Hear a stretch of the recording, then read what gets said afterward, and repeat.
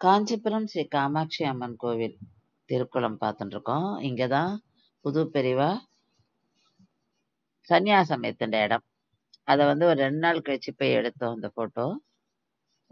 அதாவது இந்த இடங்கள் என்னைக்குமே புண்ணியம் வாழ்ந்தது.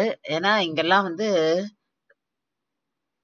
பெரிய பெரிய மகான்கள் சனாதன தர்மத்தை நிலைநிறுத்திய ஸ்ரீ ஆதிசங்கரர், ராமானுஜர், மத்வாச்சாரியர் இவாள்லாம் எங்கெங்கெல்லாம் அவளோடைய திருப்பாதங்களை பதிச்சாலும் அந்த இடம்லாம் நம்ம போய் சேவிக்கணும். ஏன்னா அவ்வளவு முக்கியம் நமக்கு அவள்லாம். அதனால இது 2 நாள் கழிச்சு போக முடிஞ்சது இந்த இடத்துக்கு.